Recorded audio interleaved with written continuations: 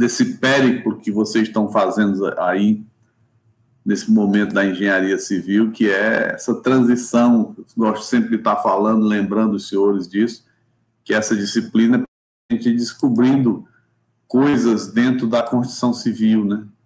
Notadamente para aqueles que não têm uma vivência ainda muito intensa, e que eu cobro daqueles que não têm, que tem que ter, tem que estar dentro da obra, como a Stephanie, que está diariamente sujando as botas lá de concreto e se bronzeando no sol. Tomara que ela use lá um protetor solar bom. Então, vamos fazer isso, vamos ter cuidado, mas vamos visitar as obras, porque é fundamental neste momento. Aquilo que eu tenho dito reiteradas vezes. Primeira proposta de trabalho dos senhores vai ser assumir responsabilidade sobre obras. Então, essas atividades você tem que sair sabendo da faculdade.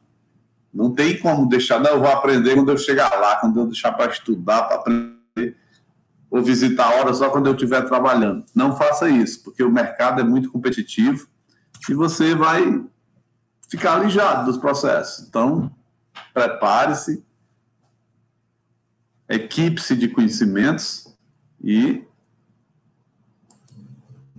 chegue no mercado pronto para assumir as responsabilidades. E o que não falta é responsabilidade. E para isso você tem que estar preparadíssimo. É a aula que nós vamos trabalhar, essa daqui. Pegando a aula aqui dos senhores, já está aqui baixando o arquivo. Então, o que a gente vai falar hoje? Qual é o objetivo da nossa aula de hoje? É importante a gente lembrar isso, que é para no sentido de provocá-los e prender a atenção dos senhores. Estou vendo que tem pouca gente na sala, esperei um pouco aqui ouvindo um rock pauleira, para ver se a gente dava um tempinho pela importância do assunto. É um assunto que vocês vão ter a oportunidade de ver aqui e talvez vão ver no 10º período, mas muito mais focado, objetivo. Aqui a gente vai ter uma visão mais ampla da importância disso e que nós comecemos a valorizar esse tipo de assunto e incorporar a nossa vida ao nosso dia a dia. Esta é a ideia desse assunto de hoje que a gente vai discutir aqui com os senhores e levantar algumas coisas importantes que você tem que chegar sabendo lá dentro da obra. Essa é a ideia de hoje, que é a parte de planejamento das edificações. A importância do planejamento e nós conhecermos todas as ferramentas que a gente usa para fazer planejamento de obra. Se planejamento é importante em qualquer situação, se você vai sair à noite com o crush, você tem que se planejar, imagina para tocar uma obra. Então, planejamento é uma palavra extremamente importante que, no Brasil, ela não é dada tão importância. Aqui é da nossa cultura que nós não percamos tempo fazendo planejamento. Isso é muito ruim. Enquanto que no Japão, os caras passam 90% do tempo planejando para executar em 10% do tempo, no Brasil é o contrário. A gente passa 10% planejando e 90% do tempo tentando executar com um planejamento inadequado, falho, mal feito. Então, planejar é fundamental em qualquer aspecto da vida. E dentro da construção civil não é diferente. Construção civil e execução de obras são serviços que exigem técnica, exigem sensibilidade, exigem capacidade. Então, você tem que se planejar. Não dá para ir para lá no escuro, chegar lá, não, quando chegar lá eu resolvo. Tem gente que é assim, né? Excesso de confiança, às vezes, é bom, mas às vezes não é tão bom. Você chegar com confiança é uma coisa, chegar lá, não, deixa lá, quando eu chegar lá eu dou conta, eu me viro. Claro que você não vai encontrar as melhores alternativas. As melhores decisões você não vai ter capacidade de tomar se você não fez um planejamento ontem. Talvez, se você for um cara excepcional, esteja um nível de inteligência acima da média, porque tem aquelas pessoas, né, que tem um nível de inteligência, a gente não tem que ficar cheio de prurido para reconhecer isso, mas tem pessoas que, eu conheci muita gente assim, pessoas que têm um nível fantástico, assim, um exemplo que eu vou dar para vocês, são aquelas pessoas que, num ambiente, eles conseguem perceber as coisas muito mais rapidamente do que todos os outros que estão ali. E ele consegue perceber a importância daquilo que ele viu com muito mais amplitude. Eu convivi com muitas pessoas assim. é uma sensibilidade que ele tem, um nível de inteligência em que ele processa com uma velocidade muito grande as informações que ele está recebendo. Então, essas pessoas, esse nível de processamento, de transformar informações em conhecimento, eles fazem uma velocidade muito grande que a maioria das pessoas faz de forma muito mais lenta. Então, eu convivi e trabalhei com pessoas que viam muito mais longe do que as pessoas normais e viam muito mais rápido. Rapidamente eles percebiam, pô, vai acontecer isso. E eu ficava encantado com aquelas pessoas. Eu tive diversos exemplos de pessoas assim que a gente percebia o nível de inteligência deles, as sacadas. Muito mais rápido eles percebiam a solução para o problema e viam logo com amplitude, como se fosse aquele jogador de xadrez, né? Vocês que jogam xadrez, né? Que desenvolve a mente aí, a inteligência. O jogo de xadrez, você faz uma jogada da peça, você sabe. Quem fala em planejar está planejando falhar. Exatamente, essa frase é perfeita, perfeita, perfeita. É isso aí, essa cultura que a gente tem que quebrar. Se ele chegou a dizer isso, é porque ele também tem uma percepção que é uma questão cultural do brasileiro, de querer atropelar as coisas, pensar mais em executar e menos em planejar. Não pode fazer assim. Tem que ser diferenciado. Então, o jogador de xadrez, voltando aqui, o que é? Você faz uma jogada, você imagina a jogada dele, 3 jogadas dele, possíveis dele fazer, do adversário, e você projeta 5 suas para frente. O jogador de jogador é assim. Quem não consegue fazer isso, tem que largar de jogar, que foi o meu caso. Eu larguei de jogar porque eu não conseguia projetar 5 jogadas minhas na frente em função da jogada que eu achava que ele ia fazer. Então, eu projetava, tinha 2 ou 3 jogadas depois da minha que ele poderia fazer. E em cima das 3, eu tinha que encontrar 3 de cada uma delas. Dava 9. E eu não conseguia fazer isso. E as pessoas que jogavam faziam isso. Então, você rapidamente fazia a leitura do jogo. Eu tinha certa dificuldade de fazer isso. Então, não vou jogar mais xadrez. Jogo de brincadeira, joguei, hoje não jogo mais. Mas eu percebi isso. Então, você tem que conhecer. Como aquele cara do Instagram, é um cara lá de Fortaleza, do coach de fracasso, que de vez em quando eu estou reproduzindo algumas frases temáticas dele, bem interessantes, mostrando isso, que a pessoa não tem que se acomodar porque perdeu, nem achar que vai ganhar sempre. Não existe isso. Você tem que ter consciência que depois da tempestade, que na minha vida toda me disseram que vem a bonança, esqueceram de dizer que tem um lamaçal antes da bonança. Tem um lamaçal que você tem que administrar aquilo. Então, no planejamento, você tem que ter essa percepção, esta leitura de que as coisas, quando vão acontecer, para você saber tomar sua decisão. Porque a atividade do engenheiro, ao longo da sua vida, é tomar decisões, assumir responsabilidade tomando decisões. Não pense que vocês, como engenheiro, vão ser aquelas pessoas que vão ficar ali à margem, sendo reativa, só age quando é provocado. Claro que não é assim. Na vida, de forma geral, não é assim. Da engenharia, não. Não é assim. Claro que tem os favoritos políticos que assumem alguns cargos com potencial político, mas nem todo mundo tem esse apadrinhamento político para assumir um cargo de destaque só porque o padrinho quer você lá. A maioria de nós, vocês, alguns, não sei, ou eu, tem que se virar, tem que se rebolar, tem que mostrar serviço. Senão, não vai ter lugar, não vai ter espaço dentro do mercado de trabalho. Então, engenheiros, conscientizem-se disso. A atividade profissional que vocês vão assumir daqui a 1 ano e meio, 2 anos, é de assunção de responsabilidades. E você não pode fugir disso. Não adianta. Você, obrigatoriamente, vai assumir uma posição de destaque dentro do contexto político, tá certo? Então, não vamos resolver essa questão. Deixa eu só atender um telefone aqui.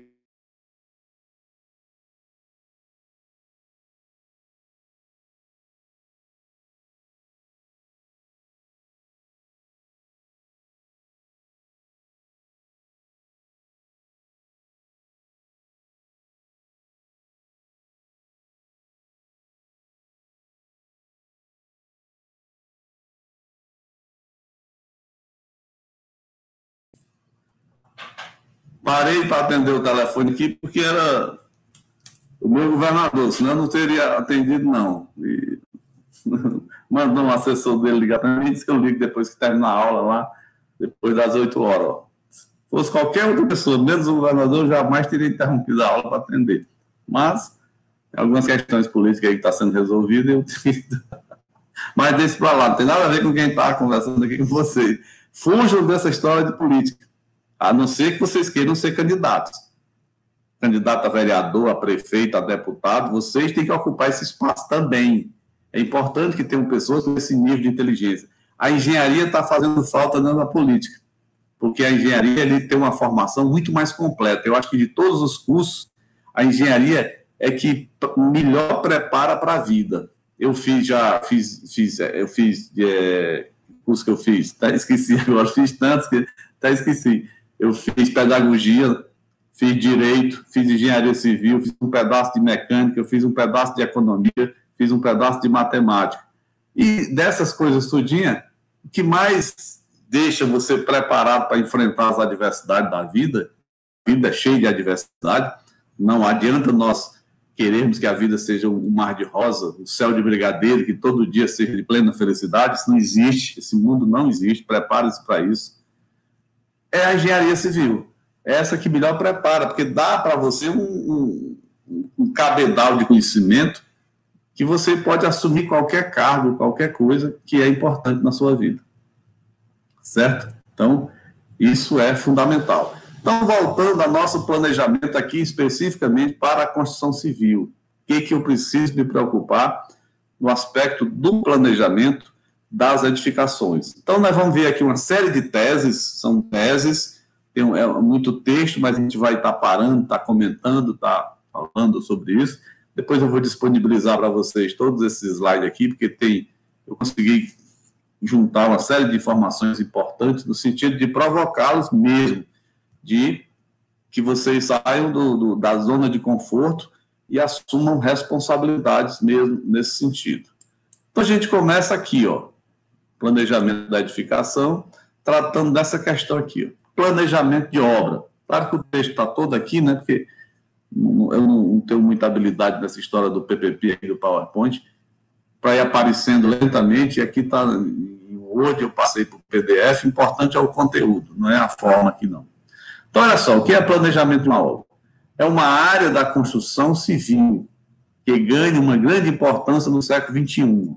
Nós estamos vivendo no século XXI, nós estamos em 2000, e isso, no 2019, o Brasil, um sistema construtivo muito artesanal, entrou no século XX, XXI, e agora as pessoas estão começando a se preocupar por uma necessidade.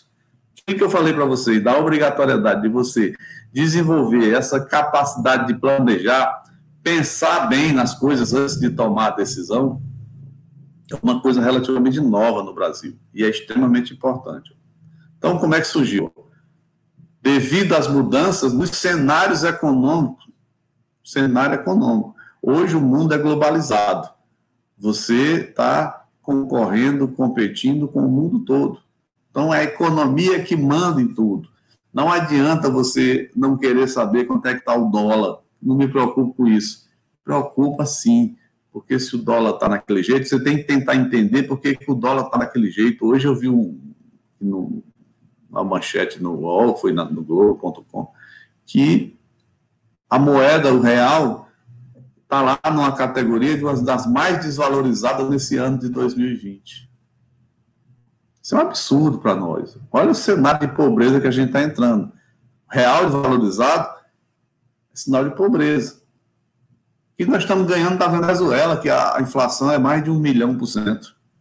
Então, esse cenário econômico faz parte da nossa vida, do nosso dia a dia.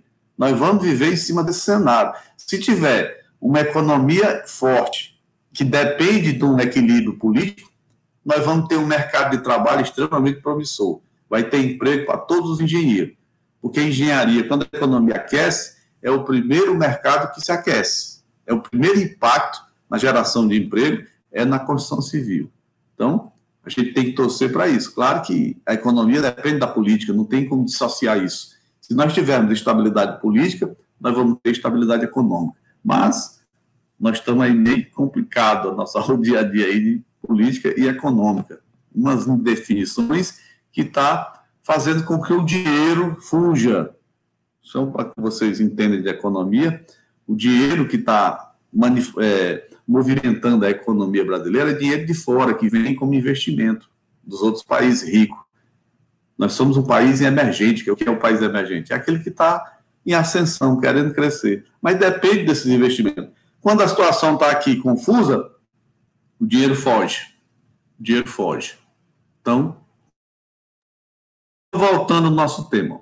Devido às mudanças, a planejamento ganha importância devido às mudanças no cenário econômico e à globalização. Não podemos viver mais dissociado disso. E, principalmente, o aumento da competitividade.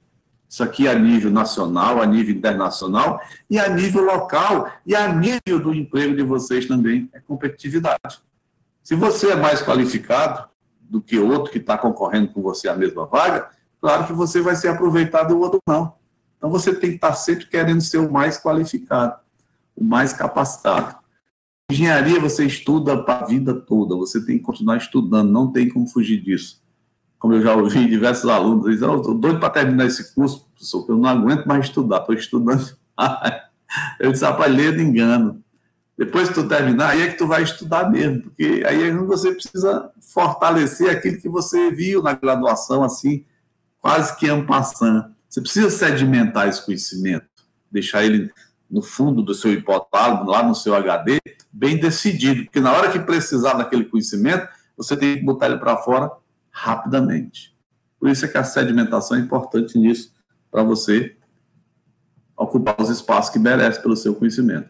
E isso gerou a necessidade das empresas que trabalham com construção civil de se tornarem indústria. Foi quando, no início do século XXI, passou a indústria. Hoje se chama indústria da construção civil. Porque é aquela história da empresinha pequenininha, só um negócio próprio, não. É muito mais abrangente você ser uma indústria. Então, o que é importante? Trabalhar com números mais precisos. Os orçamentos hoje têm que ter precisão. Você não pode fazer como há 20 anos atrás, a gente fazia um orçamento e não tinha ninguém que assinasse embaixo preciso que aquele orçamento estava totalmente correto. Claro que não existia esses programas de informática que tem hoje. Na minha época eu fazia engenharia, a gente não tinha, a gente fazia orçamento na mão, fazendo cálculo ali no final, numa calculadorazinha, há 20 anos atrás, isso eu estou falando, 20, 25 anos, era assim. Hoje não, tem esses programas aí que fazem orçamento, você consegue, se você alimentou corretamente o banco de dados do programa, você consegue fazer um orçamento com precisão. Prazos mais bem calculados. Hoje, até hoje, a gente tem um problema sério, quem trabalha com obra, de cumprir o cronograma físico-financeiro. Aqui, no Acre, existe um problema seríssimo, não é só no Acre, não, é no Brasil todinho, de cumprimento de prazo de obra de construção civil. Claro que uma obra tem uma série de imponderáveis, uma série de coisas que acontecem na rotina do dia a dia da construção civil que atrapalham um pouco. O planejamento é que faz com que você vai fazendo esses ajustes daquilo que atrapalhou para não perder tempo. Mas ainda estamos deixando muito a desejar nesse aspecto de cumprir os prazos. Se algum de vocês trabalha com obra pública, está estagiando no governo e está acompanhando obra, vocês sabem que aqueles cronogramas, os construtores que trabalham para o governo, nenhum cumpre os prazos. Aí existe uma dúvida. Será que é o construtor que é ruim, que não consegue cumprir o prazo? Ou é o governo que não dá condição para que o construtor cumpra o prazo? Ou é o engenheiro que elaborou o cronograma, foi muito rígido, não teve uma capacidade de ser mais maleável, mais flexível, colocando série de imponderáveis que tem dentro da execução de uma obra para dar uma amplitude maior, uma folga maior para a obra? Perguntem-se sobre isso, questionem sobre isso. Quem está no governo sabe disso. É difícil você cumprir os prazos dentro da execução das obras. E isso é um negócio muito ruim, muito raro você cumprir. Então, a gente tem que ter esse cuidado. Vocês que vão entrar no mercado, vão ser engenheiros, essa preocupação tem que ter. O orçamento tem que ser preciso. Preciso no sentido de precisão. adjetivo, e não de necessário, substantivo. O preciso tem que cumprir essas duas funções. Dentro da sentença, da frase, vocês que estudam muito português, ele pode ser adjetivo, como pode ser substantivo. Aqui não, é precisão. Como diz a música, navegar é preciso, viver não é preciso. Não é que seja necessário, é que para você navegar, você tem que ter precisão, porque senão você vai afundar o barco. Então, é nesse sentido que os engenheiros de hoje não se admite mais que nós tenhamos tantos termos aditivos na execução das obras, porque o dinheiro nunca dá para fazer a obra. Por que não está dando? Por que o orçamento nunca dá? Vocês vão ver aqui a quantidade, quem trabalha no governo, a quantidade de termos aditivos que são feitos em todas as obras do governo, merece um questionamento, uma reflexão. Por que tem que fazer tantos aditivos? Será que o engenheiro não teve capacidade de fazer um orçamento que contemplasse todos os serviços de execução daquela obra? Esqueceu alguma coisa, deixou fora, não teve uma acuidade na hora de fazer as continhas lá, para que não ficasse faltando nenhum centavozinho, nenhum insumo deixasse fora? Então, essas perguntas têm que ser feitas. Então, os engenheiros que o mercado de trabalho necessita e quer e precisa, tem que ter esse nível de precisão. Tem que ter esse cuidado, essa vontade de querer acertar sempre. Claro que você não vai acertar sempre, mas a vontade de querer vale mais do que a execução. Então, você vai errar, você vai deixar de fazer. Tem uma série de imponderados, de coisas que acontecem que exigem isso. Ninguém é perfeito, ninguém vai dar 100%. Mas você buscar a precisão é obrigatório. E aqueles que atingem mais, o mercado está doido, está querendo, está chorando por um engenheiro desse. Digo para vocês, jovens que estão aí, vão entrar no mercado de trabalho logo, logo, que o mercado tem uma carência muito grande de engenheiro civil. Mas o mercado também tem rejeitado muito engenheiro civil por falta de qualificação. Então, o que o mercado exige? Qual é a necessidade do mercado? São engenheiros qualificados, bons, que exercitam naturalmente o ato de ser engenheiro. O cargo, o status de você ser engenheiro, ele já traz uma carga muito grande de responsabilidade, o ato de você ser engenheiro. As pessoas já vão olhar para você de uma forma diferente. E você é um cara diferente. Porque a engenharia é um curso pesado. Você estudar tudo isso é difícil. Você terminou 5 anos estudando, você estudou muita coisa, estudou muito, mas ainda falta muita coisa, que não cabe em 5 anos. Não cabe. Então, você tem muita coisa que ficou fora, que você vai ter que correr atrás sozinho. Aquilo que eu chamo do grande legado que os 5 anos de engenharia presencial dá para você, é a capacidade de você, por si só, correr atrás daquilo que ficou faltando. Você sai preparado para estudar aquilo que você não aprendeu fora da graduação, quando você já estiver formado. E essa resposta você vai dar muito mais rapidamente e sem o auxílio do professorzinho na hora da prova, que você está querendo fazer uma questão e não entende, pergunta, professor, me explica isso aqui. Aí o professor vai lá e explica como é que é a interpretação da questão. Isso não vai ter lá nos concursos, não vai ter dentro da obra, e nem vai ter quando você tiver com dúvida querendo aprender sozinho. Então, acostume-se. A história do autodidatismo é o futuro do século XXI. O mundo exige que pessoas sejam autodidatas. Pessoas que aprendem sozinho. A coisa mais natural do mundo é você pegar um livro com referência qualificada, e você estudar e aprender. Esse legado vocês saem, até para aqueles que não têm muito hábito de estudar muito, assim, de aprender. Tem muitos alunos que necessitam do suporte do professor, do incentivo de um professor para poder estudar. Eu tenho um exemplo aqui, digo para vocês, em casa. As minhas 2 filhas mais jovens são médicas. Uma, quando fez a medicina, ela necessitava muito do professor para ela poder estudar. Se não tivesse o professor dizendo que era para estudar naquele negócio todo dia, o caderno cheio de coisas anotadas da aula, ela não estudava. A outra nem caderno tinha. Não tinha necessidade, porque ela estudava sozinha pelos livros, precisava de caderno. Ela não copiava nada da sala de aula, porque ela confiava nela, ela era autodidata. Então, ela se resolvia. Já a outra não, se não tivesse o professor escrevendo, explicando, ela copiando o slide, recebendo, estudando, ela não estudava. Então, ver como duas pessoas, as irmãs, duas mais jovens, fizeram aqui na UFAC, medicina, elas precisavam disso. Então, olha como é diferente. Então, tem gente que precisa do suporte do professor, esse tem que se soltar e fazer sozinho. E outra já tem o hábito natural, por si só, de querer aprender coisas independente do professor estar dizendo para estudar aquilo. Então, todos vocês que estão me ouvindo, procurem ir por este caminho do autodidatismo. Queira aprender coisas, tentem encontrar o prazer, a satisfação em deter o conhecimento.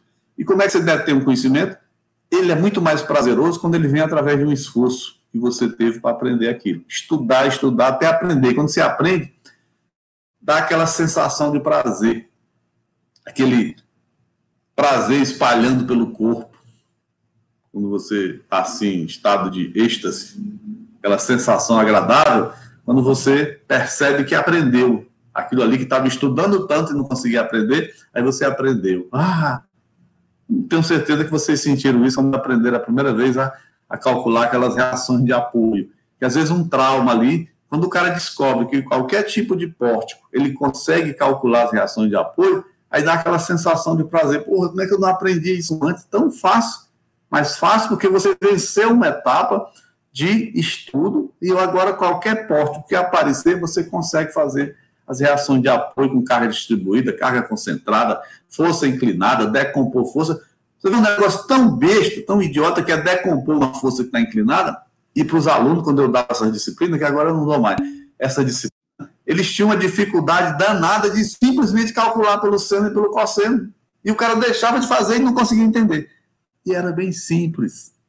Hoje eu tenho certeza que vocês já acham facílimo calcular reações de apoio. E tem que ter, porque isso vocês vão usar agora no 8º, no 9º, no 10º, essas reações de apoio já com muito mais qualidade, muito mais complicação do que vocês estudaram aqueles pórticos simples. E daí passa para aquela percepção que você tem que ver as estruturas. Porque quando você é engenheiro, você olha para uma ponte, um edifício, qualquer situação, uma estrada, você olha e vê com os olhos diferentes. Você vê um enquadramento diferente, porque você tem uma série de conhecimentos acumulados sobre aquele assunto que faz com que você tenha uma percepção diferente. Você olha para uma ponte, um viaduto, os carros passando, você mexendo, aí você consegue perceber todos aqueles movimentos, todos aqueles cálculos, onde é que está ali o momento fletor, a força normal, o cortante, agindo naquilo ali, quando passa um ônibus lotado de gente em cima de uma ponte. Então, isso é engenharia. Isso é o que dá prazer você descobrir esses conhecimentos. Então, vocês têm que encontrar isso dentro de vocês para evoluir. Então, voltando aqui, trabalhar com precisão, prazos bem calculados, ó. Acho que hoje eu estou empolgado, ó. Eu estou falando de coisas aqui que eu não tinha me preparado. Está sendo intuitivo, viu, Neymar? Se eu estivesse chateando vocês, me perdoem, porque hoje eu estou empolgado. Tem dia que a gente se empolga assim, com o ato de trocar informações, não é nem ensinar, é de trocar experiências, vivências. Eu já estou um cara rodado aí, já apanhei tanto na engenharia, no direito, agora falando como advogado. Então, a gente vai evoluindo e vai tentando passar isso para os mais jovens aí, para que a estrada seja menos penosa. Esse é o objetivo. Mas que vai dar trabalho, vai. Eu vi suas fotos lá dentro das obras, sujando as botas, aquilo é que todo mundo tem que fazer, viu? Tem que estar lá dentro. Essa é importante. Então, olha, trabalhar com números mais precisos, prazos mais bem calculados, para assim aumentar a produtividade, tornando-se empresas cada vez mais competitivas. Esses engenheiros é que vai ter espaço nessas empresas no mundo moderno. Hoje, a área de planejamento de uma empresa de construção civil é uma das áreas mais importantes para se viabilizar a construção de uma edificação. É desta área que vem a grande maioria dos estudos técnicos, especificações de execução e prazos, que se relacionam diretamente com custos.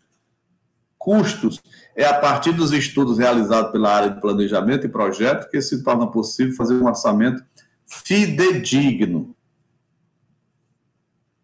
Para quem não está acostumado com essa linguagem de fidedigno, é aquele orçamento que é fiel ao que ele se propôs a ser e que todo mundo confia. Isso é o conceito de fidedigno. Aquele orçamento que você pode levar e comprar o material e separar aquele dinheiro, porque ele vai dar para fazer aquela obra.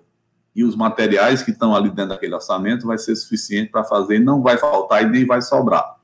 Isso é um orçamento fidedigno.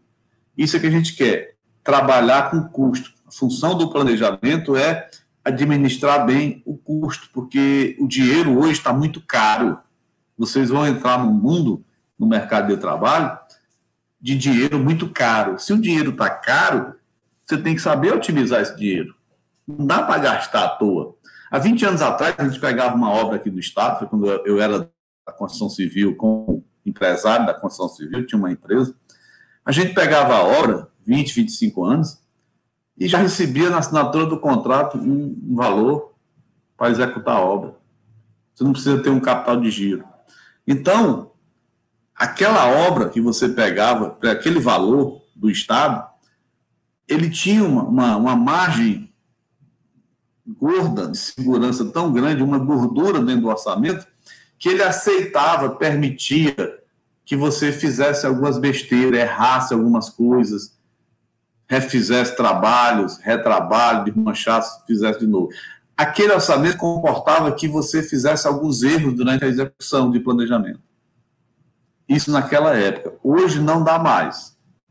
Hoje o orçamento é rígido. Houve um enxugamento dos coeficientes de produtividade e o orçamento ficou muito rígido. Ele não tem mais tanta margem para você errar. Se você errar dentro da execução de uma obra, vai estourar lá no que vai sobrar de lucro para você ou para o dono da obra, se for você ou se for outra pessoa. Então, não tem mais margem para erro tão grande. Hoje, o orçamento é fidedigno, tem que ser preciso por esse motivo. Está muito justo porque o dinheiro está muito caro. Então, está deste preço. E o que é planejamento? Como é que a gente vê aqui dentro da construção civil, pegando emprestado aqui uns conceitos lá da administração de empresas. Vamos usar aqui alguns conceitos de administração de empresas, de contabilidade, que está sendo muito usado pela construção civil. A construção civil precisou usar essas diversas ferramentas de planejamento que as outras categorias econômicas que trabalham só com isso, estavam usando para poder o quê? Otimizar os seus recursos. Tem que otimizar, porque o dinheiro está caro. Se o dinheiro está caro, eu preciso ter muito mais cuidado com ele. Eu não posso estar gastando desbragadamente, gastar à toa. Não posso. Eu tenho que gastar com cuidado, otimizar muito. Então, para falarmos de planejamento de um projeto, primeiramente precisamos saber qual é a sua definição. Aí eu trouxe aqui o do Noceira. Podemos definir projeto como um empreendimento a ser realizado dentro de determinado esquema, esboço ou risco de obra a realizar. Isso é um projeto. Aí esse projeto evoluiu para o nosso lado. Porém, com o uso do termo projeto, passou a englobar um conjunto de ações, atividades, recursos materiais e humanos e tudo que seja necessário para a execução daquilo que foi imaginado ou desejado. Esse conceito aqui é que a gente adapta para a construção civil. Lendo de novo. Passou a englobar o conjunto de ações, pensando em construção civil, conjunto de ações, atividades, recursos materiais e humanos, e tudo que seja necessário para a execução daquilo que foi imaginado ou desejado. Eu tenho que ler isso aqui já, essa segunda parte, esse segundo conceito, pensando já na construção civil. Quando eu penso aqui, conjunto de atividade, qual é? É a execução da obra. Os recursos materiais são diversos insumos que eu vou trabalhar. E o humano, que é a minha mão de obra. E tudo que seja necessário para a execução daquilo que foi imaginado ou desejado. Isso é planejamento. Aí o Vargas, que vocês vão conhecer esse povo todinho da administração, quando vocês forem fazer o TCC, vocês vão conversar com esse Noceira, com esse Vargas, esse povo todinho, eles têm uma influência muito grande nesses TCCs, quase todos eles aparecem, porque são os teorizadores das teorias e redundância, teorizadores das teorias, não? Não chega a ser um pleonasmo, mas é uma redundância, um exagero dessas teorias que a gente aplica no mundo contemporâneo e no mundo corporativo. Esses caras escreveram muitos livros, muitas histórias, e a gente segue eles. Então ele diz, Vargas lembra das mudanças que vêm ocorrendo. A indústria da construção civil tem sido um dos âmbitos que mais vem passando por alterações substanciais nos últimos anos. E olha que na construção civil existe uma coisa que é muito latente. Todas as mudanças que acontecem é um processo muito lento. A construção civil, ela demora muito a se adaptar aos novos tempos. As mudanças que são feitas na construção civil são muito lentas, de forma assim, ela tem uma rejeição a mudar. Gosta de se manter na tradição, daquele jeitão de fazer, que tem até hoje. Claro que nos próximos 5 anos vai mudar tudo. E quer que mude. Com o crescente aumento da competitividade, que a gente já falou por que está vendo isso, a globalização do mercado, a demanda por construções mais modernas, a velocidade com que surgem novas tecnologias, o aumento do grau de exigência dos clientes, todos esses fatores contribuíram para as empresas perceberem que investir em gestão e controle de processo é extremamente importante. Olha só, competitividade, globalização, demanda por construções mais modernas, velocidade das novas tecnologias, aumento do grau de exigência dos clientes. Todos esses fatores contribuíram para as empresas perceberem que investir em gestão e controle de processo é extremamente importante, pois sem essa sistemática de planejamento, os empreendimentos perdem vista de seus principais indicadores, prazo, custo e lucro. Se você não cuidar bem do prazo, do custo, do lucro, você não vai sobreviver como empreendedor. Então, hoje, para você fazer uma casa, entregar para um cliente, o nível de exigência dele é muito alto. Ele tem um nível de informação muito alto. Ele está com o telefone na mão e ali ele pode consultar tudo, tá em tempo real, sabendo das informações. Então, ele não vai aceitar qualquer tipo de sistema construtivo que você idealizou e executou, qualquer coisa que eu não gosto de gambiarra, alguma gambiarra que você possa ter feito, ele vai perceber. Hoje não dá mais para enganar ninguém nesse sentido, fazer de qualquer jeito. Claro que eu estou dizendo isso, eu ainda sei que nas aulas do governo, por a fiscalização não ser tão intensa, tão rígida, ainda acontece, muita gente querendo levar vantagem. A gente tem que acabar com isso, não pode pensar assim. A gente tem que achar que tem que fazer a coisa, que o contrato é justo, eu peguei para fazer isso aqui, eu vou fazer. Então, se eu me planejar, organizar bem a minha execução, eu vou dar conta disso aqui, sem precisar fazer nenhum tipo de gambiarra, sem fazer mutreta ou tentar enganar alguém pensando que as pessoas não estão sabendo. Hoje o nível de exigência é muito alto dos clientes, então não está fácil você enganar, não. Então é preferível que nem tente, para você não perder credibilidade, não ficar feio no mercado. E esses indicadores, o prazo? Se você não cumpre o prazo de execução, você está perdendo dinheiro. É igual criar um boi, criar uma galinha, por exemplo. A galinha ali, o frango, você tem 30 dias para ela começar, para você vender. Se você não vender com 30 dias, deixar para 35, 40, 50 dias, você está perdendo dinheiro, porque ela está comendo e não vai aumentar de peso mais. Como é que o frango cresce? Comendo o dia todinho. Mas como é que ele faz para comer o dia todinho? O cara na granja, chega de noite, eles vão dormir as galinhas, aí ele deixa meia hora dormindo e acende a luz. Elas pensam que amanheceu o dia e começa a comer. Aí come ali um bocado de coisa, aí ele apaga a luz. Aí meia hora depois acende de novo a luz. Ela pensa que amanheceu o dia e começa a comer de novo. E isso em 30 dias o frango está pronto para o abate.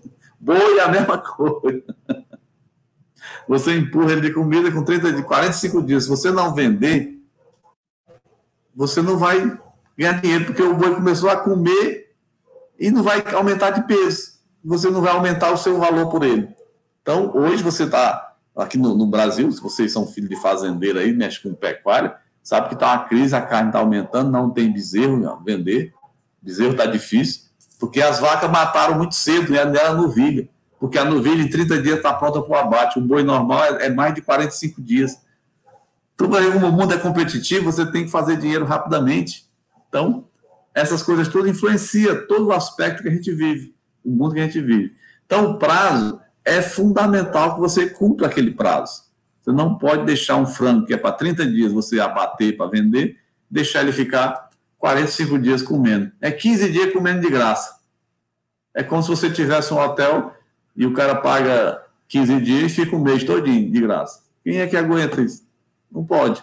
Então, o prazo é fundamental. Então, prazo, insisto que eu comecei lá atrás falando, nós precisamos refletir por que esses orçamentos, os cronogramas não são cumpridos. Quem é que está errando? É a empresa?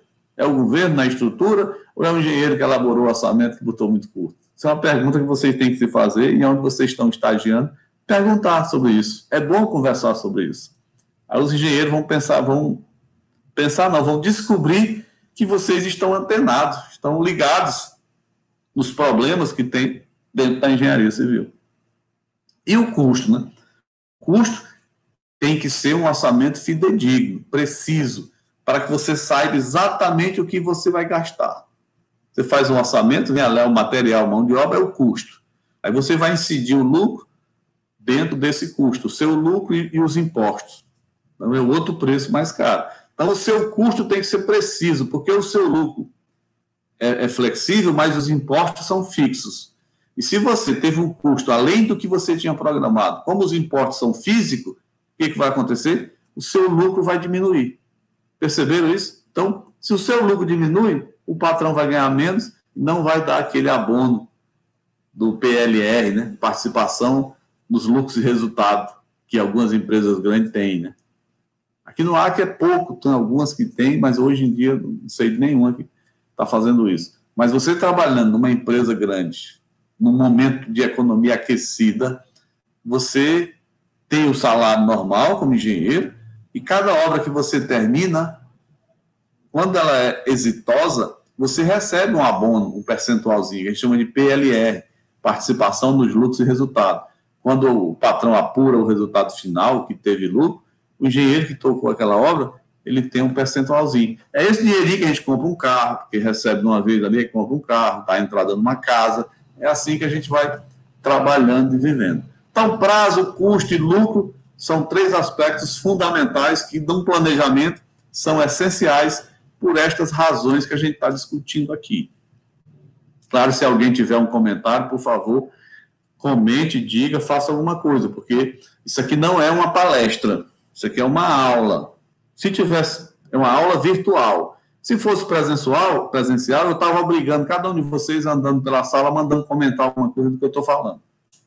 Mas aqui, de forma virtual, preciso que vocês se manifestem, se quiserem comentar, dizer alguma coisa, não tem problema nenhum. Contar a sua vivência, uma experiência importante para os colegas e para mim também, que a gente vai ajustando. Se eu estiver dizendo alguma besteira, alguma coisa errada, por favor, me corrijam. Diga aqui, ei, abestado, tu está errado, nem assim não que funciona. Eu vou atender você precisamente, sem problema nenhum. Que seja uma aula, não é uma palestra. Palestra é que o cara fica falando sozinho, os alunos só ouvindo, as pessoas só ouvindo, com a boca escancarada, cheia de dentes, esperando a morte chegar, olhando o WhatsApp. Então, tenho certeza que eu não estou deixando vocês olharem o WhatsApp, porque até na sala de aula eu fico cutucando, provocando, mexendo quem está com o celular. Aqui eu não posso estar olhando para vocês todos, mas a ideia é essa. Se tiver alguma manifestação, por favor, se apresentem. Pena que só tem 8 alunos na sala, não sei se só tem 8 querendo continuar, 10, 9 agora, ou simplesmente só são esses matriculados. Eu não sei ainda, porque estou nem ligando para o negócio de presença. Tomara que apareçam mais pessoas. Tomara que todos estejam aqui. Certo? Então, olha só, dentro do planejamento, continuando aqui a nossa linha de raciocínio, para não se perder tanto, senão depois tem dificuldade de montar. Meu cérebro já está bem usado, gasto, de repente eu tenho dificuldade de juntar o TIC e o TEC aqui para pegar a linha do raciocínio e continuar com vocês. Olha só, desta forma, o processo de planejamento e controle, olha um aspecto importante. Se você planejar e controlar bem, aí é sinal de sucesso, é partir para o abraço. Pena que o São Paulo não está partindo pelo abraço. Cada jogo que ganha um e perde dois, ganha um e perde dois, três. Não está difícil para o São Paulo. Não tem planejamento, não tem controle. Então, desta forma, o processo de planejamento e controle passa a exercer papel fundamental nas empresas, planejamento e controle, por terem forte influência no resultado do produto final. Lembra? Falei do produto final, quando o produto final é positivo, até você ter uma participaçãozinha lá, uma bonificaçãozinha que dá para comprar, dar entrada no carro. É assim que a gente começa como engenheiro júnior. Até você chegar em engenheiro sênior, que você já tem mais uma estabilidade, já está com um carro, uma casa, já está bem direcionado. Então, porém, não basta apenas planejar. Olha só, isso não é o suficiente. Definir previamente os métodos, os prazos e os recursos a serem utilizados sem que haja o monitoramento da atividade e a comparação dos resultados reais com aqueles planejados.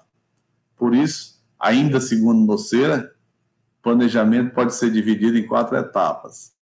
Então, olha só como é importante isso aqui. Não adianta você só fazer um bom planejamento antes de começar a obra, fez um bom planejamento e começou a executar a obra. O que eu estou dizendo aqui nesse slide? Que você tem que ter um mecanismo de acompanhamento para você comparar se aquilo que você está executando está compatível com o que foi planejado. E se não tiver, você ter capacidade de agir. É isso que está aqui escrito desse jeito aqui. Que você faça o planejamento, que acompanhe e crie mecanismo de acompanhar para saber se está indo bem ou não. Porque se não estiver indo bem, você tem que agir e mudar o rumo da prosa. Não pode continuar no mesmo erro.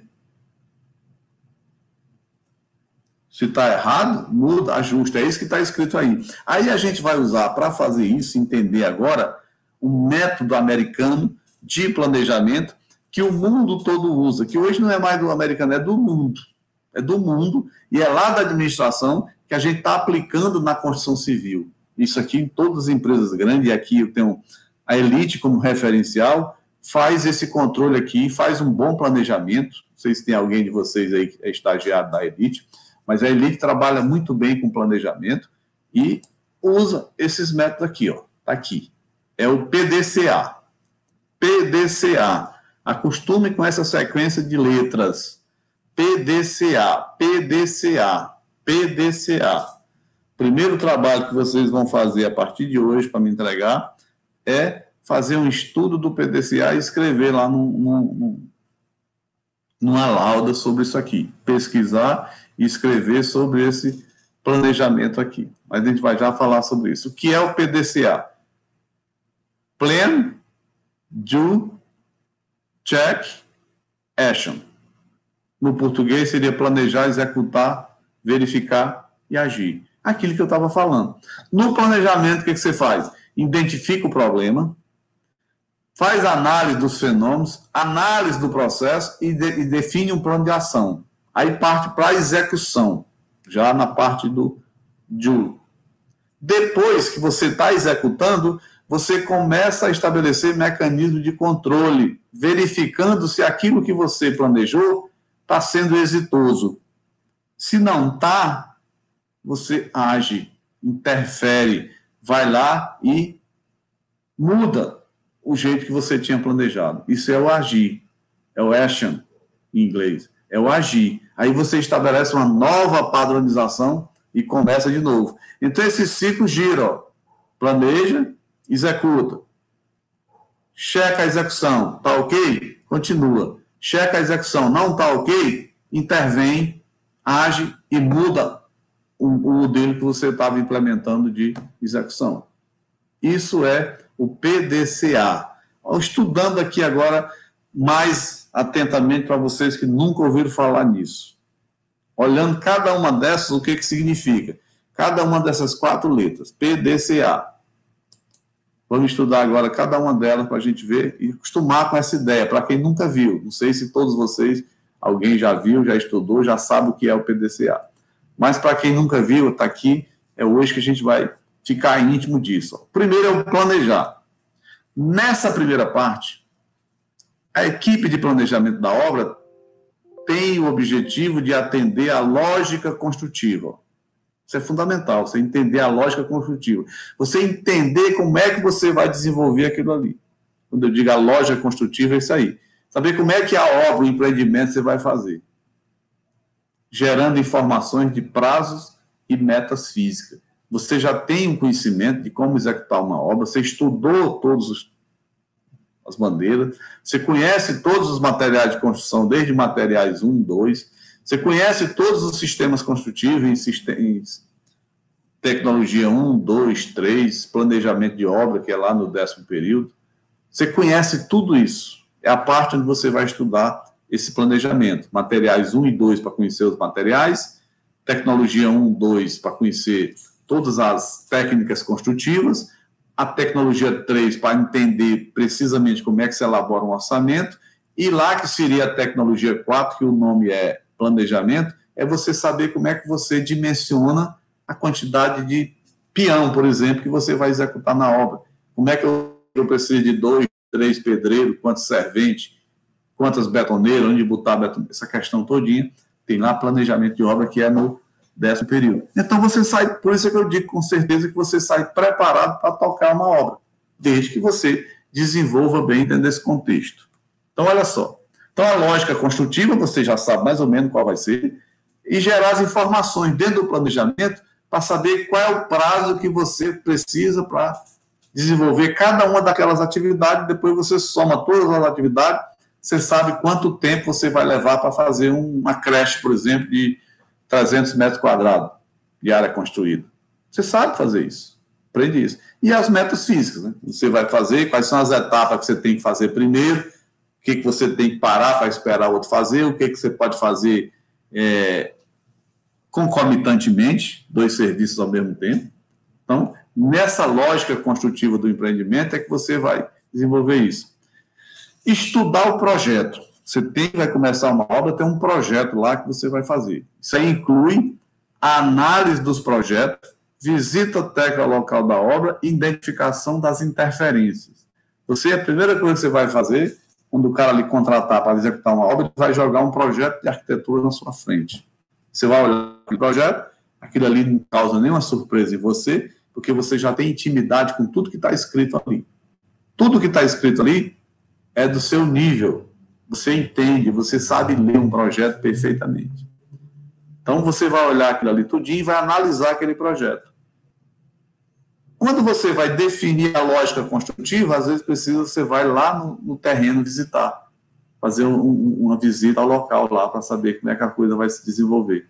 E vai identificar que tipo de interferência você vai ter. Por exemplo, você vai chegar lá no local do terreno, quando está fazendo o planejamento, em cima do projeto de arquitetura, e viu, meu Deus, aqui não tem energia elétrica, como é que eu vou ligar a minha betoneira, que é a ligação em trifásica?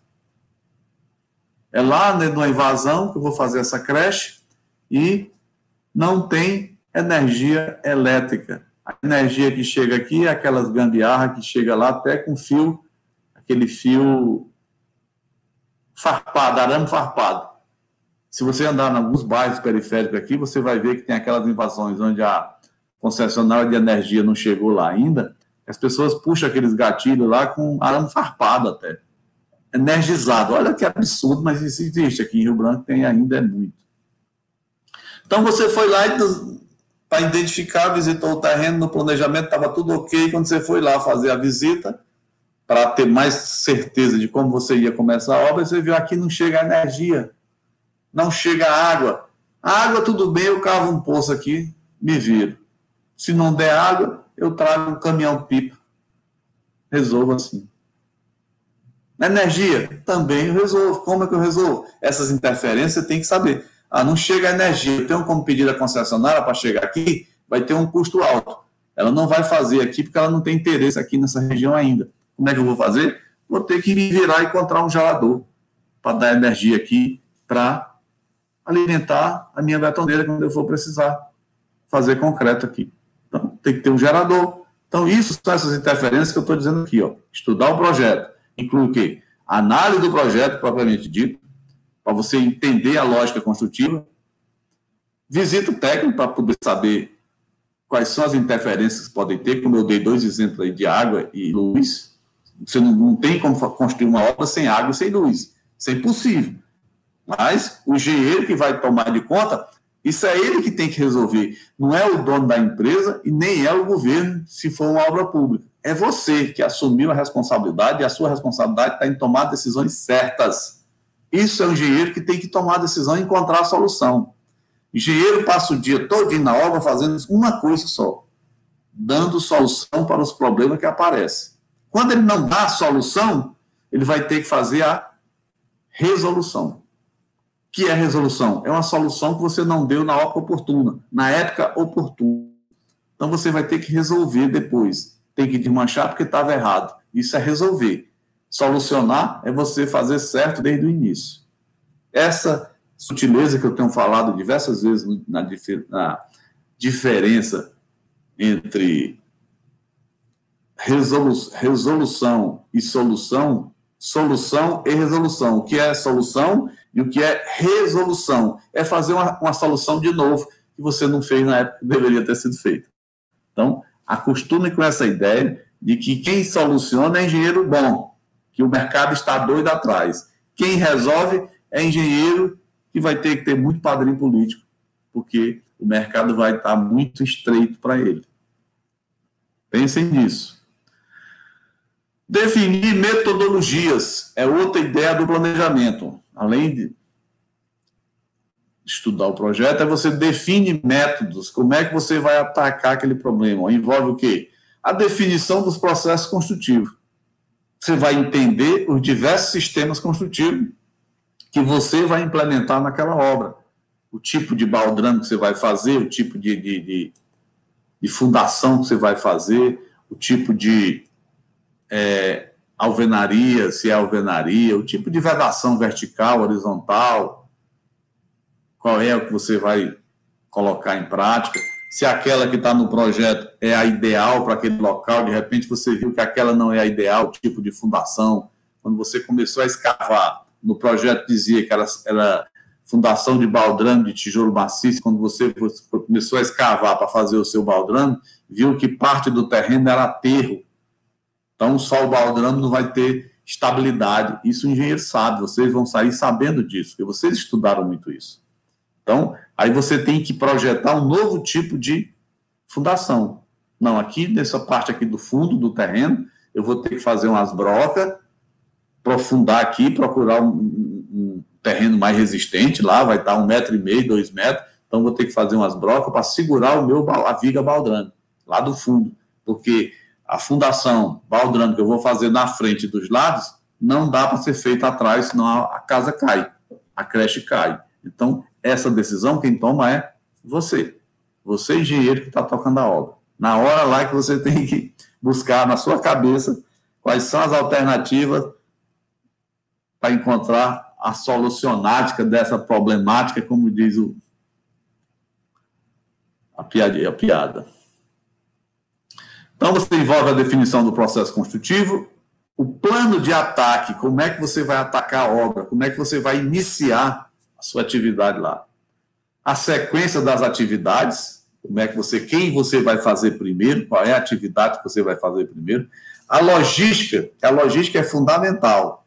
Você saber quais são os materiais que você precisa para iniciar a obra, quais são os equipamentos que você vai precisar. Isso é logística. É você montar a sua estrutura lá no planejamento da logística.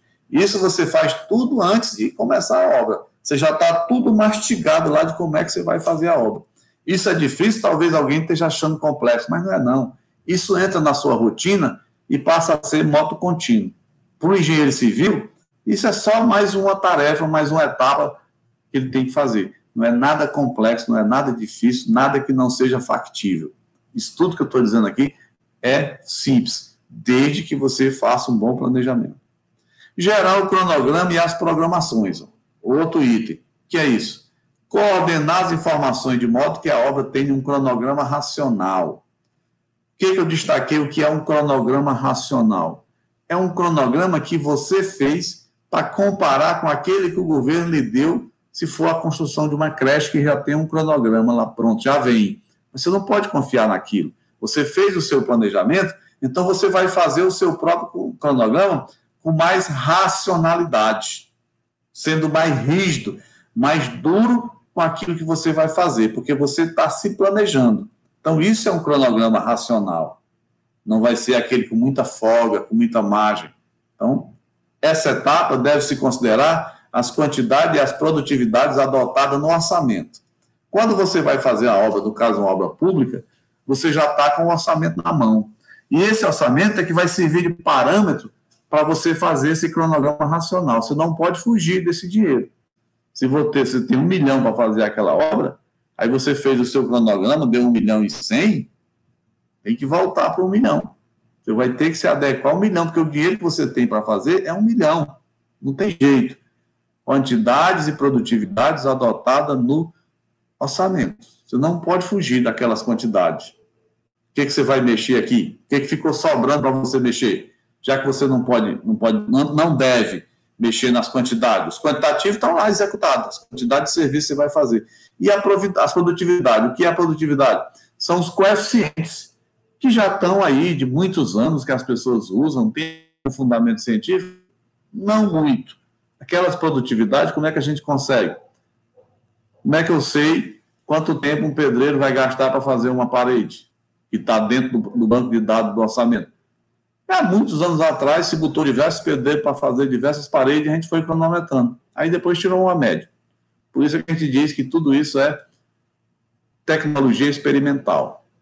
Se experimentou, deu certo, então todo mundo passa a usar. Então, todos os bancos de dados têm os seus coeficientes de produtividade. E o que se usa, o governo hoje estabilizou, normalizou, e todo mundo tem que obedecer, o do SINAP.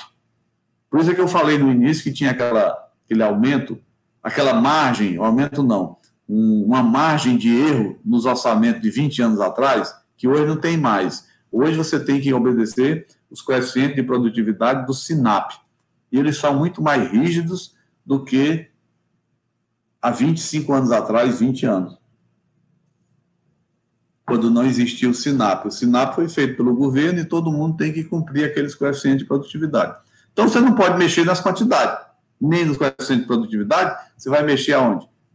No preço dos produtos.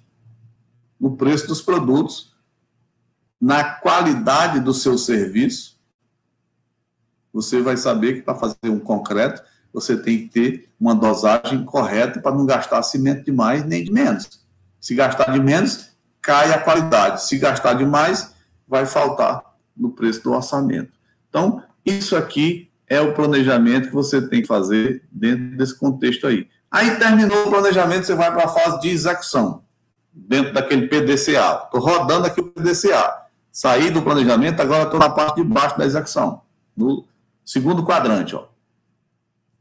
Esta etapa é a materialização do planejamento. Tudo que você planejou, você vai botar em prática agora. Vai dar concretude. Tudo que foi planejado no papel entra no terreno da realização física. Aí você começa pela locação, né? Que é transformar, tirar do papel e colocar no terreno. Isso chama-se locação. Então, informar corresponde a explicar a todos os participantes do projeto o método a ser empregado, a sequência das atividades e as durações planejadas para cada item. Se você tiver um mestre de obra trabalhando com você, e normalmente toda obra tem aquele mais experiente que vai comandar de perto os pedreiros e os serventes, porque você tem que se ausentar da obra muitas vezes para resolver problemas outros, então o mestre de obra tem que estar afinado com a sua linguagem. Você colocou tudo para ele, explicou para ele, convenceu como é que ele deveria fazer, para não perder, não sofrer solução de continuidade ali. Então, essa informação tem que ser uniformizada. Se é os pedreiros, eles têm que saber precisamente como é que você quer que seja feita a parede. Porque o pedreiro, ele é muito sugestionável. Se você disser como é que você quer trabalhar e conhecer o seu ritmo, ele vai fazendo ali dentro da obra. Se você não determinar isso, não disser, ele não perceber que você está ali, ele foge e faz do jeito que ele imagina que deve fazer. Normalmente, do jeito que ele imagina, está errado. Aquela história, quando a gente deixa um pedreiro pensar muito, ele começa a errar, começa a fazer besteira e atrapalhar. Então, ele não pode, ele nasceu para ser tarefeiro. Ele tem que cumprir as tarefas determinadas por você, ele faz ali perfeitamente e vai levando.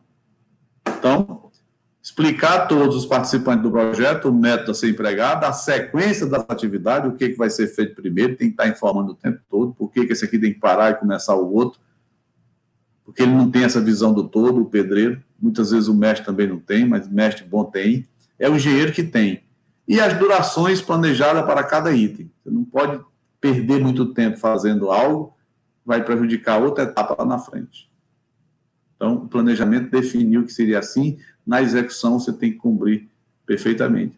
E executar a atividade. Consiste na realização física do planejamento. Para que o empreendimento seja gerenciado corretamente, é necessário que o que foi planejado seja cumprido no campo, sem grandes alterações de direção por parte dos executores.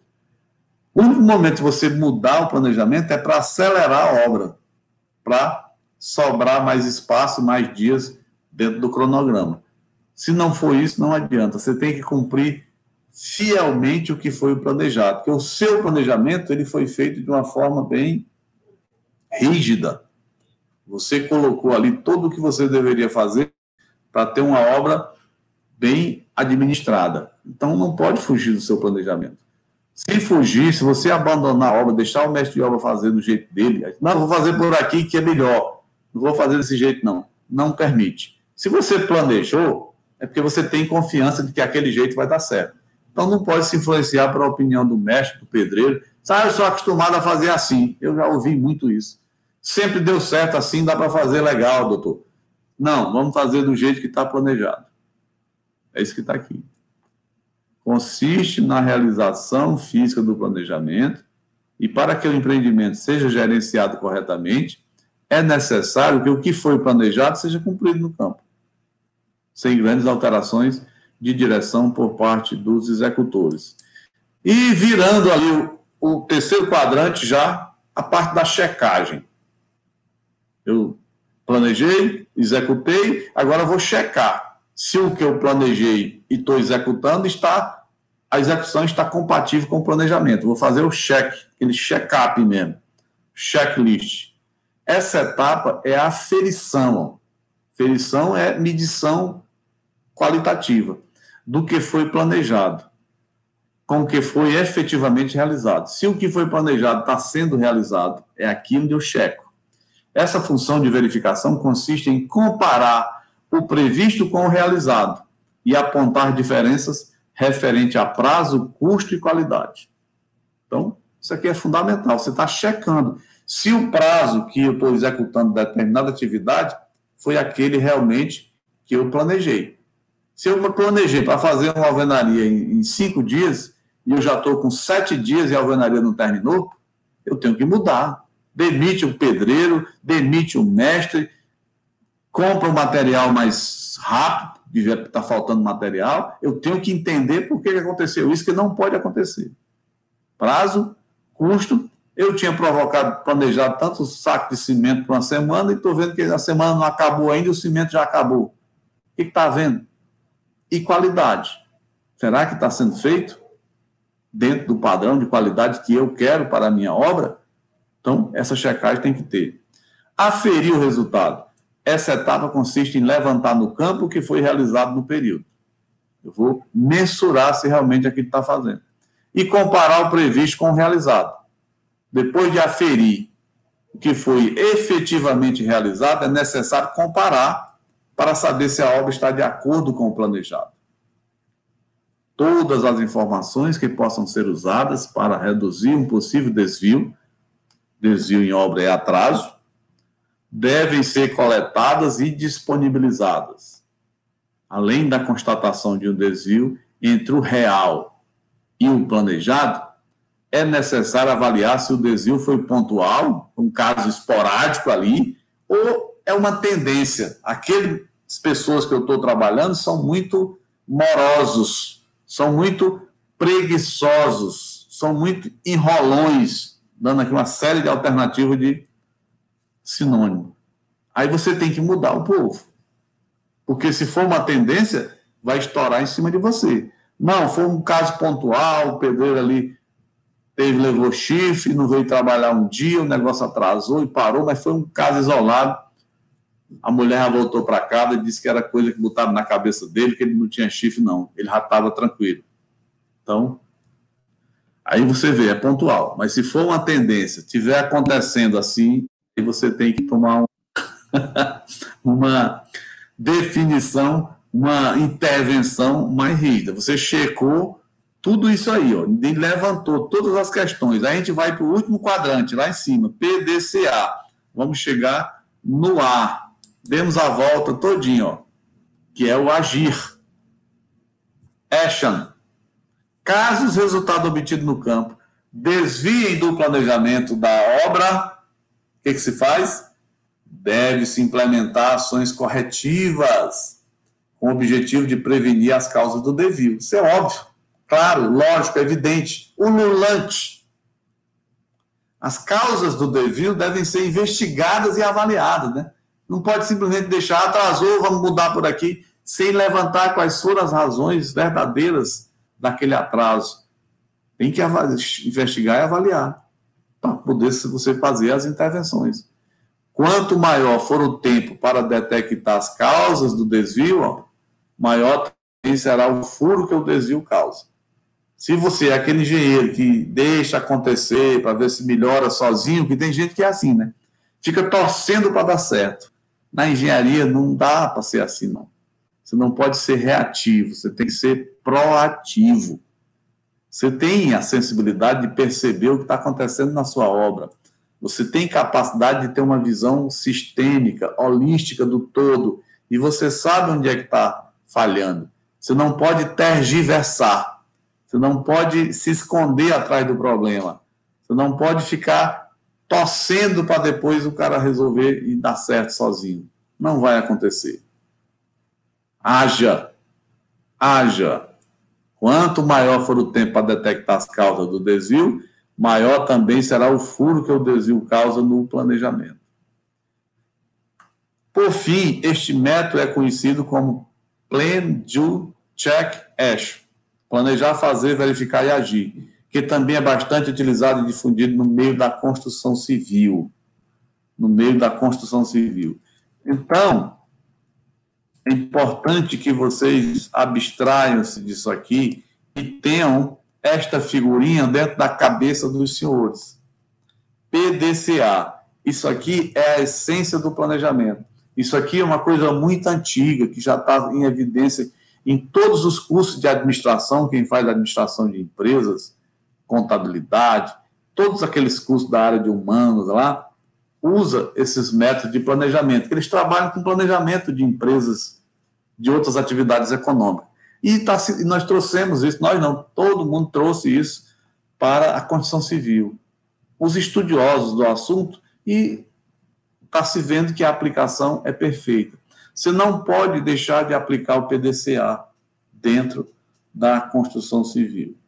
Então, PDCA, que no primeiro você identifica o problema, faz a análise desse problema, analisa os processos que chegou aquilo ali e o seu plano de ação. Pronto, aí vai para a ação. Executou. Verificou que não estava contente, que você não estava satisfeito, que tinha alguma coisa que estava falhando, aí você entra em ação. Action. Aplica lá os seus conhecimentos, seu poder de comando que você tem da obra e muda aquela coisa, intervém de novo e começa de novo e fica girando.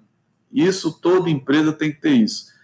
Isso você tem que incorporar na sua cabeça, essa figurinha e os conceitos, o que significa cada um dessa, e ter isso na sua vida, que você tem que fazer isso.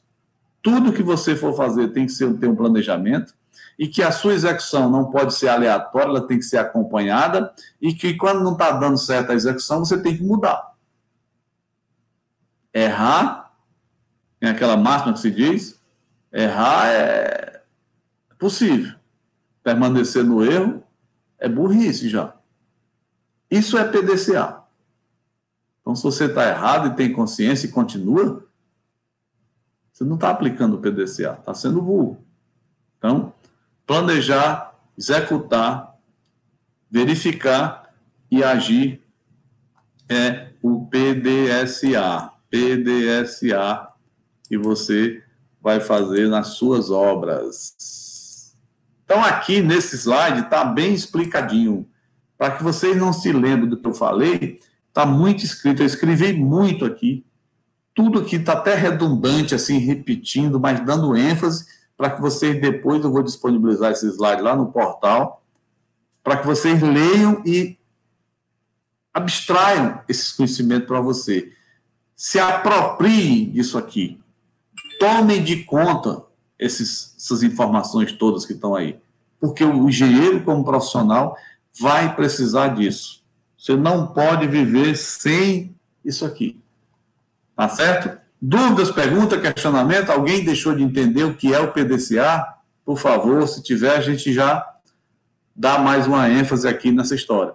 Mas, se tiver, digam aqui ou calem-se para sempre. É assim que você já tiver alguém casado aí, que já tenha casado, quando for casar, digam agora ou calem-se para sempre. Certo? Então, isto é o PDCA. Então, olha só. O trabalho que você vai fazer, aproveitando que a Stephanie falou aqui, você vai fazer um resumo do que é o PDCA. É só isso mesmo. Vai escrever o que é o PDCA, não dentro dessa linguagem que está aqui nos meus slides, não. Você vai pegar uma outra linguagem, fazer uma nova pesquisa do que é o PDCA. E se você botar lá, der um Google lá, PDCA, você vai ver que tem uma série de informações, uma série de autores falando sobre isso. É uma lauda só que você vai escrever e fazer esse trabalho valendo nota para mandar no meu e-mail junto com a prova, que a prova será no dia, hoje é dia 1º, nós vamos ter aula na quinta próxima, dia 8, na outra dia 15, a prova é dia 22, né? 22. E a gente pode ser digitado, não, moleza, digitado é ótimo. Mas vamos deixar para entregar isso aqui lá no dia da prova, tá? Que vai dar no manual da prova, vai estar o e-mail.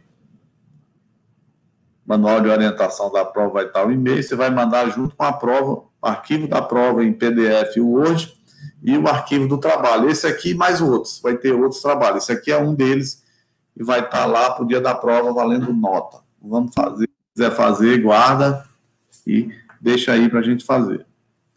Então, outro assunto importante aqui dentro do planejamento das edificações é o ciclo de vida do projeto. Quanto tempo dura um projeto? Como é isso? É outro assunto para a gente fechar aqui. Eita, já são 7h15. Conversei muito, hein? Conversei muito. Então, olha só. Ciclo de vida do projeto. Isso aqui é fundamental para a gente entender isso e passar a fazer parte do seu vocabulário, da sua rotina, do seu dia a dia. A Stephanie começar a ver dentro da obra que ela trabalha lá, como é que as coisas se desenvolvem. Você, no primeiro momento, que ela ainda está no certo período, mas o engenheiro, quando você está nesse período agora de estudante fazendo estágio, você tem uma certa dificuldade de pensar como engenheiro dentro da obra. Mas você tem que forçar isso. A sua propensão natural qual é hoje? Vocês que sétimo período. É aprender as técnicas, como é que se faz aquilo ali, mas aquilo se aprende muito rápido. Você não pode se dissociar de olhar quais são as ações e as decisões dos engenheiros. Como é que eles estão agindo, como é que eles estão tomando decisões. Isso é que é importante você olhar, como é que é o processo de gestão. Por que essa betoneira está aqui e não ali? Essas questões todas são importantes. Aquilo que não está tão claro na vista de vocês, você tem que começar a alongar para perceber como é que as coisas se dão dentro do canteiro de obra. Porque é isso que você vai fazer como profissional. Claro que no primeiro momento se torna difícil você ter essa capacidade, mas você tem que ir forçando a barra até se acostumar com a ideia de que essa aqui está errado. Se fosse eu que mandasse aqui, eu mandava fazer assim. Essa betoneira ela devia estar ali, que aquela ela produz muito mais se estiver ali. Esse tijolo era para ter colocado ali. Essas questões de gestão é que os engenheiros se diferenciam uns dos outros. Aquele que tem essa percepção mais apurada, a controlar, a gerir o canteiro de obra. Tá certo? Então, costume-se com a ideia. Então, o ciclo de vida do projeto. Todos os projetos têm prazo de início e término. Todo projeto. Você tem começo, o meio e o fim. E uma das coisas difíceis e dá mais trabalho é você terminar uma obra. Viu? Ave Maria, você entregar para o dono ela e sair de lá é um negócio complicado, difícil. Você tem que ter muita habilidade, muita capacidade de tomar decisões rápidas e precisas para terminar a obra, entregar e sair de lá. Porque enquanto você está lá, você está tendo despesa. Então, isso a gente aprende com vivência, experiência. Não é numa aula dessa que você vai aprender a fazer isso, não. Então, todos os projetos têm prazo de início e término definidos. O final é atingido quando os objetivos do projeto são alcançados. Já dizia o Noceira. Eita, para atingir esses objetivos, tem que ralar muito. Da mesma forma, todo projeto possui um ciclo de vida. Esse aqui é o âmago da questão, que tem prazo de início e fim previamente estipulado e é composto de fases intermediárias que definem seu ciclo de vida. Então, aquele projeto que tem início e fim, entre o início e o fim, tem um meio ali. Tem um meio ali que a gente chama de ciclo de vida. É aquilo ali que a gente vai gerir, administrar. A gente sabe quando inicia, que é dia tal, vou iniciar, já estou com os equipamentos, já botei, mobilizei o pessoal, iniciei a obra. Começou, o relógio disparou ali, o meu cronômetro. E tem um dia para eu terminar. E todo dia eu tenho que estar refazendo aquelas contas para saber se eu vou cumprir o prazo no dia certo. Isso é um drama. É problema que a gente tem que administrar. É o que o engenheiro faz. Acompanhar naquele cronograma racional que eu disse lá no início que você faz no seu planejamento, aquele cronograma é que você vai acompanhando e comparando com o outro do governo, se for uma obra pública, né? Então você vai acompanhando para saber se está para e passo com o que você planejou. Esse é o ciclo de vida da obra. Então, essas decisões intermediárias que você vai tomar. Qualquer obra é assim. Então, olha só. Um empreendimento de engenharia precisa necessariamente obedecer a uma sequência lógica de desenvolvimento do produto final. Claro que uma engenharia ela é estratificada, né? Você tem lá todos os subsistemas, desde a limpeza do terreno, e vai com a locação, escavação da fundação, construção da fundação, vedação vertical, as alvenarias, cobertura, piso, revestimento, telhado, estrutura, tudo isso é estratificado. O orçamento que você fez já faz assim, ele já lhe mostra como é que você deve executar. Todas as fases estão previamente identificadas ali. Por isso é que eu digo aqui que ele tem uma sequência lógica. Uma sequência lógica. Você não pode fazer a cobertura antes da obra existir. Você não pode fazer as paredes antes de ter a fundação. Então, tem que ter uma sequência lógica de desenvolvimento até o produto final. Vargas explica que como funciona o ciclo de vida de um projeto, ele coloca que o nível de esforço destinado ao projeto inicia-se em praticamente zero. Você começa no zero. Aquele dia, então eu vou começar agora, é zero. E vai crescendo até atingir o máximo e começa a reduzir bruscamente até atingir o zero, que é o término do projeto. Pensem, todos vocês, eu tenho certeza que já leram O Pequeno Príncipe. E O Pequeno Príncipe, no começo ali, ele tem aquela imagem que você pensa que é um chapéu do príncipe conversando com... E quando ele define lá o que é um elefante que engoliu... Não, uma cobra jiboia que engoliu um elefante. Você pensa que é um chapéu o desenho. Mas quando você faz o raio-x, tem um elefante dentro da jiboia. Então, o Pequeno Príncipe mostra muito isso. Então, aquele gráficozinho do chapéu, imagine ele agora. Um gráfico, aquela curva de Gantt, você faz abscissas e ordenadas, e tem um gráfico. Imagine isso antes de ver o gráfico. Eu vou mostrar agora. É aquele gráfico que vai começando, ó. Você começa, ele sobe e depois começa a cair. É isso que eu estou dizendo aqui. Destinado, inicia-se praticamente do zero e vai crescendo até atingir o máximo e começa a reduzir até cair, chegar no zero de novo. O ciclo de vida de um projeto é bem ilustrado pela figura a seguir, mostrando em quais etapas do projeto exige uma demanda maior por recursos humanos, por material e, consequentemente, financeiro. É você que vai fazer esse planejamento, essa programação, para saber quando é que precisa mais dinheiro, menos dinheiro, mais material, menos material, mais mão de obra, menos mão de obra. Tudo isso aí é dentro do seu planejamento que você faz.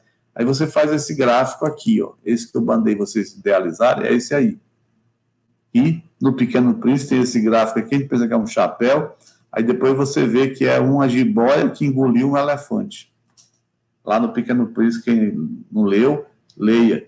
É um livro interessante. Hoje que vocês têm uma inteligência muito mais apurada do que tinha eu há 30 anos atrás, 40, quando eu li esse livro, hoje ele continua em evidência. Claro que você lê e percebe e consegue ver muito mais coisas dessa história do bar. Um negócio interessante. Esses livros que são eternos. Eles nunca envelhecem, nunca ficam ultrapassados. É diferente de você ler o Harry Potter, não tem mais sentido ler de novo. Você já viu a história. Então, só lê uma vez e não precisa mais. Tem livros que você tem que ler a vida toda e eles nunca vão... Eles são, a gente chama de atemporais, né? Há aí como um prefixo negativo. Além do tempo. Então, olha só, nesse gráfico aí, está aí na abscissa ordenada, eixo Y, o nível de atividade, o eixo X, a evolução da obra dentro do prazo. Então, foi distribuído assim esse planejamento do Wagner. Começa ali do zero, o nível de atividade vai crescendo, que é a concepção. Ele dividiu aqui em 4 segmentos. Primeiro ciclo, a concepção e início. Depois vem a fase do planejamento e a execução, que você atinge o máximo lá de execução. Então, a execução, a obra vai finalizando, você vai diminuindo as atividades até concluir a obra todinha, chegou no zero de novo.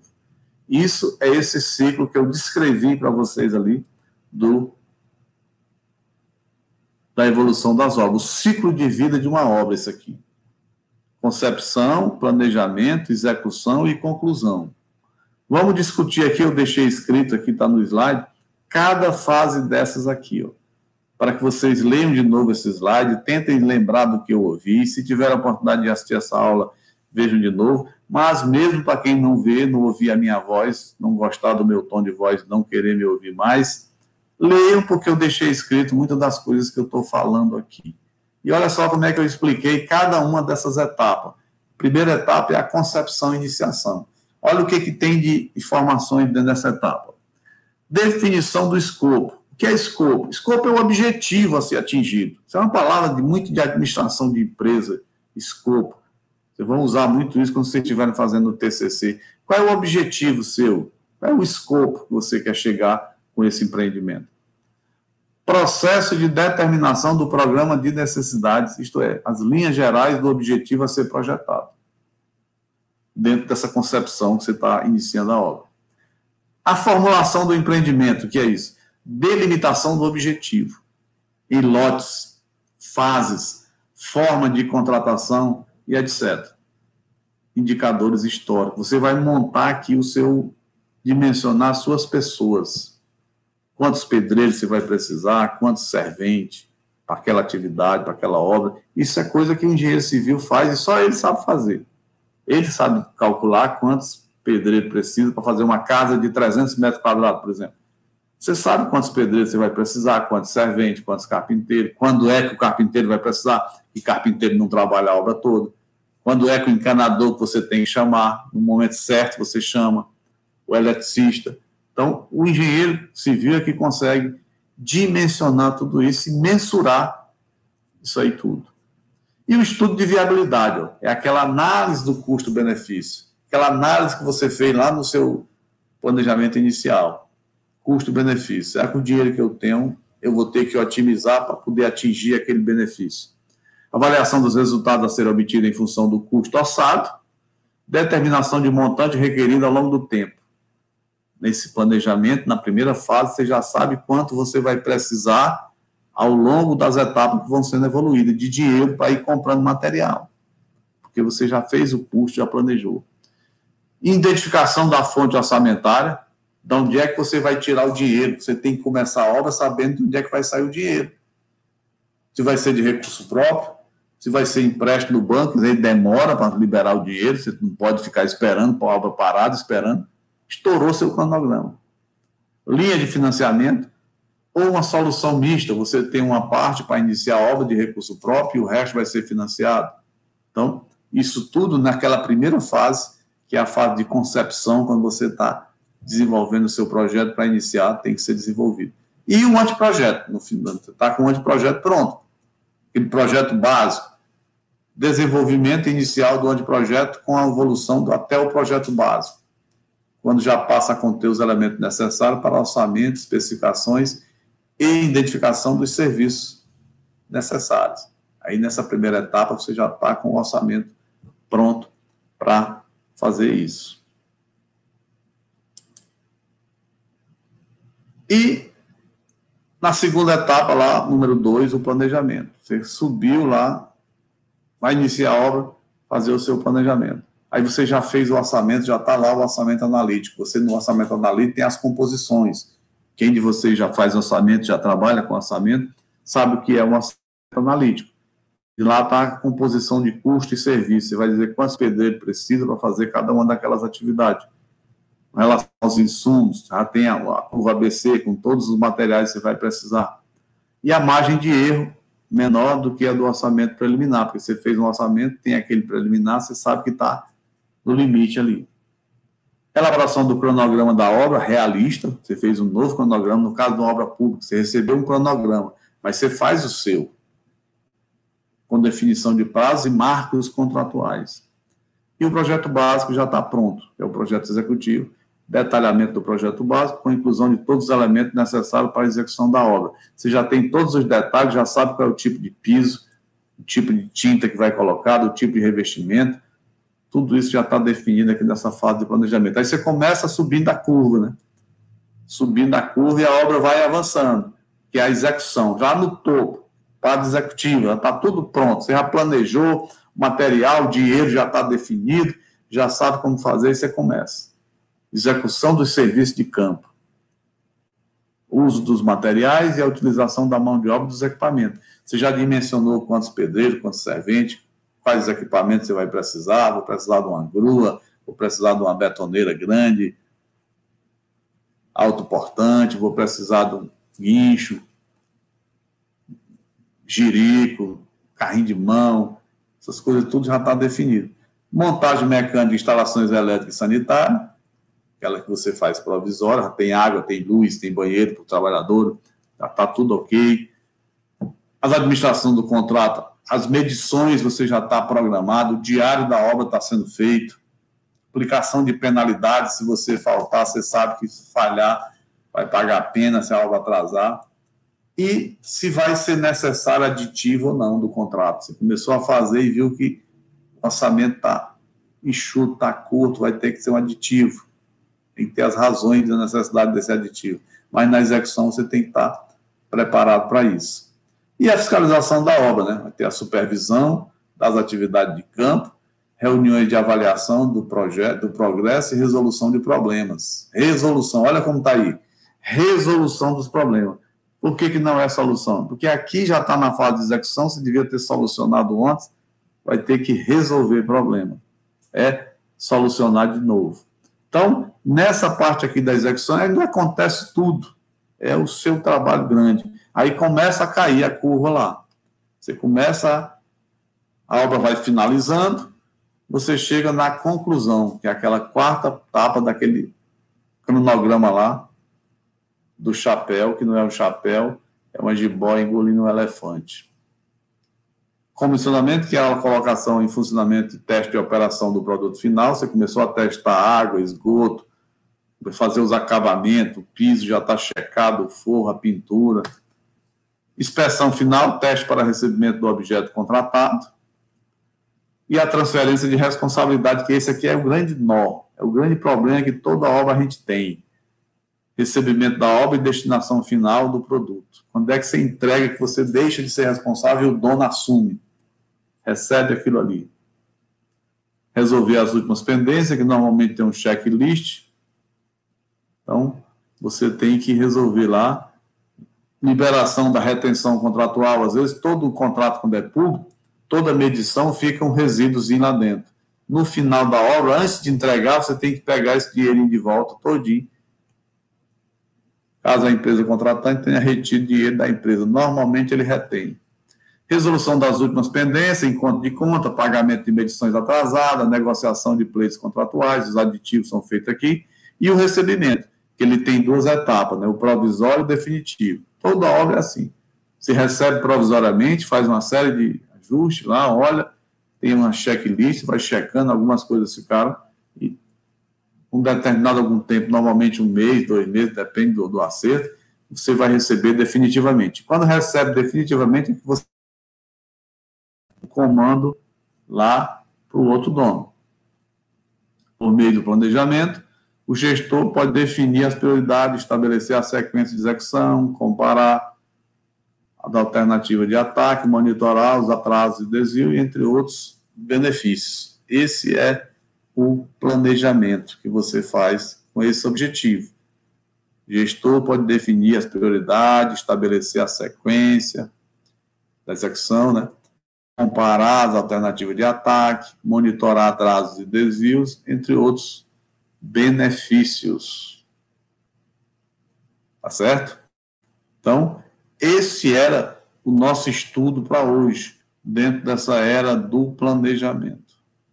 Então, essa história é importante que nós tenhamos essa percepção clara do planejamento dentro desse contexto aí. Ó. Ele se divide aí, segundo Vargas, lá em 4 segmentos. Você tem que ter essa percepção clara. Ó. Ciclo de vida de um projeto. Ele coloca que o nível de esforço destinado ao projeto inicia-se praticamente do zero e vai crescendo até atingir o máximo e começa a reduzir bruscamente até atingir o zero, que é o término do projeto. O ciclo de vida de um projeto é bem ilustrado pela figura a seguir. Então, essa figura aqui tem que estar na mente dos senhores. Como aquele PDCA do planejamento, essa figura aqui, ela mostra exatamente como é que você vai encarar as obras.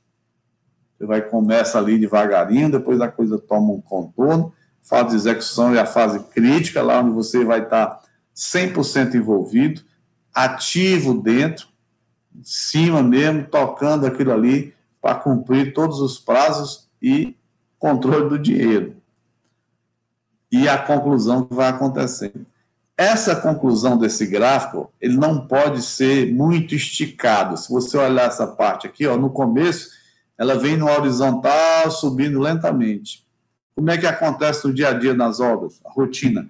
É que esse final da conclusão, o item 4 aí, seja igual ao primeiro. Porque muitas vezes você tem dificuldade de finalizar a obra por uma série de razões. Quando você faz isso, você está tendo prejuízo. Se você esticar muito essa curva aqui, abrir muito ela, você vai ter prejuízo. Então, você vai abrir muito, vai ficar um gráfico aí muito aberto, baixa o platô ali, e vai esticar muito assim, você vai passar muito tempo na execução, você vai aumentar o tempo de execução, que a curva está lá em cima, vai fechando, ela vai se abrir mais, esticar para o lado direito aqui, e vai baixar aquilo ali. Então, mais ou menos a curva do aqui, dizendo que a curva estava lá em cima e diminuiu, abaixar, agora que ela está baixando. Em obra, é o contrário do Covid. Se você esticar muito, esse do lado direito da conclusão, que essa curva vai aumentando aqui, mesmo que seja um nível de atividade baixo, mas que ela gaste muito tempo, isso significa que você está tendo problema para finalizar a obra E isso é sinônimo de prejuízo, aumentando o custo, porque você não consegue finalizar a obra, uma série de fatores. O fiscal foi lá e viu que tinha um bocado de defeito que você demorou a consertar, ou deixou o defeito acontecer, ele viu, mandou refazer um bocado de serviço, é a pior coisa do mundo. É esticar essa linha aqui da conclusão, item 4, para a direita aqui. Vai abrindo ela, aí você vai baixando o platô. O que significa baixar o platô? Lá na execução do 3, é que você está gastando muito tempo para executar aquela obra, mais do que estava previsto no cronograma. E isso é uma coisa ruim. Você não pode deixar acontecer isso. Tá certo? Então, dúvidas, perguntas, questionamentos, era isso que nós tínhamos para hoje. Espero que a gente tenha tido aqui uma boa tarde e noite de conversa, de coisas importantes. Pelo menos eu disse muita coisa importante aqui, que tomara que vocês tenham abstraído isso e tomado para si esse contexto. Tá certo? Algum questionamento, alguma pergunta, alguma dúvida? Pergunta é uma coisa que eu saiba responder, pelo amor de Deus. Bom, agora eu estou vendo aqui,